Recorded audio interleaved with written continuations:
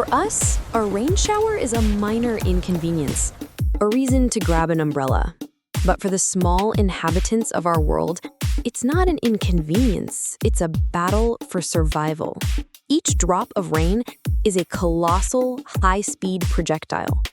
To a mosquito, a single raindrop has the relative mass of a small car. But it's not just the weight, it's the velocity. These drops hit with forces exceeding 100 Gs. That's a level of acceleration fighter pilots can only endure for a few seconds. For an insect, getting hit should be an instant knockout. And even if it survives the initial impact, a second danger awaits: the water itself. A single drop can cling with immense force, trapping the insect by the power of surface tension, weighing it down and rapidly sucking away its precious body heat. And yet, they fly through this aerial minefield, seemingly untouched. The question isn't just how they survive, but how they thrive in a world designed to crush them. For the lightest of insects, like a mosquito, part of the answer lies in a simple law of physics: inertia. Think of it this way. If a heavy person falls from a great height, the impact is devastating. Their large mass and inertia resist the sudden stop, resulting in a catastrophic force. But an ant can fall from a skyscraper and walk away without a scratch. It's so incredibly light that its inertia is negligible. A mosquito is like that ant. When a massive raindrop hits, the mosquito doesn't fight back. Its strong yet flexible exoskeleton allows it to absorb the initial shock, and its low mass means it just instantly accelerates and goes along for the ride. By not resisting, the force it actually feels is dramatically reduced. After the collision, a quick, powerful shake is often all it needs to reorient itself and continue on its way. But this trick of going with the flow only works for the featherweights. What about larger, more massive insects like butterflies or dragonflies?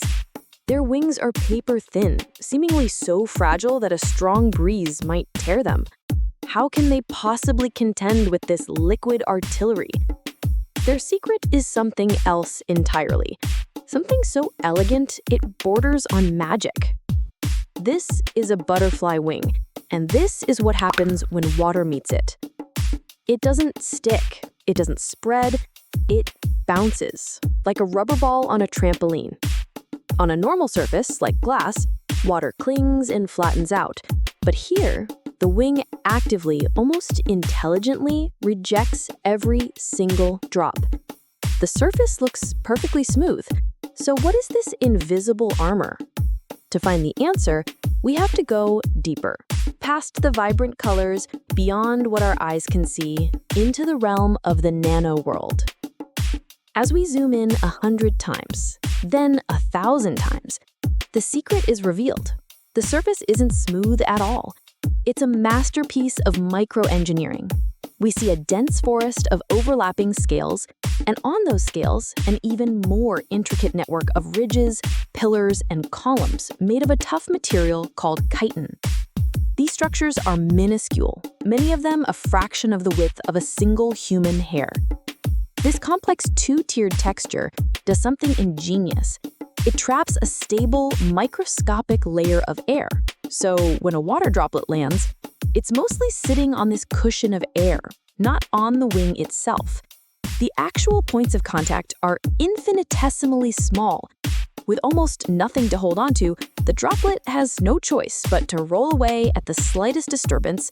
This property is called superhydrophobicity, the art of being extremely water repellent. It all works because of a constant battle between two simple forces.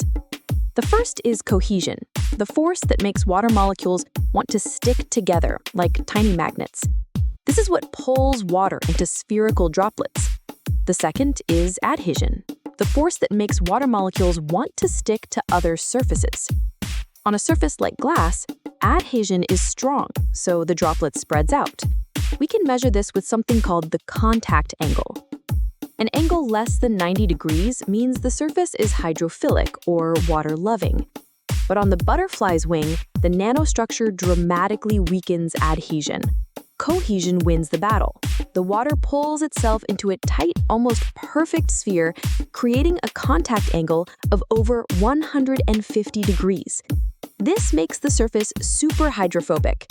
This high angle means the drop is barely touching, balanced on a knife's edge, ready to be whisked away. This incredible trick is famously known as the lotus effect, named after the sacred lotus plant whose leaves exhibit the exact same property. And it has an amazing side effect. It's self-cleaning.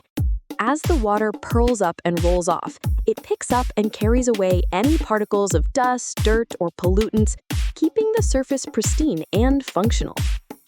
This natural nanotechnology is everywhere once you know where to look.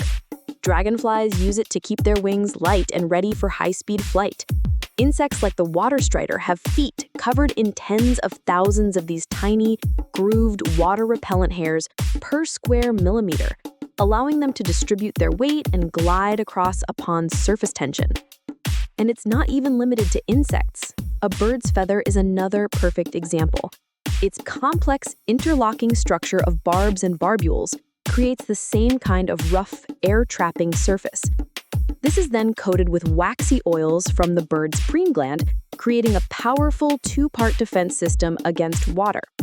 This is why water literally rolls off a duck's back, keeping it warm and dry even in the coldest water.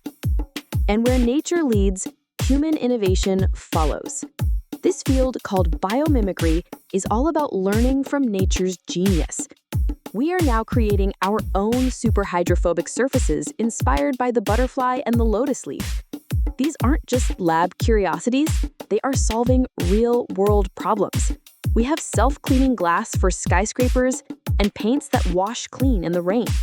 We have waterproof textiles that don't just resist water, but actively repel it, keeping you perfectly dry.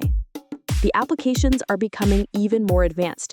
Anti-icing coatings for airplane wings and wind turbines to improve safety and efficiency, drag-reducing coatings for ship hulls to save fuel, even medical implants that resist the buildup of bacteria and other contaminants inside the human body. All of this inspired by the wing of a simple insect. So the next time you see a butterfly flitting through a garden, take a moment. Remember that you are not just looking at a delicate creature. You are looking at a living, flying masterpiece of natural nanotechnology, an elegant, ancient solution to a deadly problem perfected over millions of years. It's a powerful reminder that sometimes the most advanced blueprints for our future are not found in our labs, but are fluttering right before our eyes.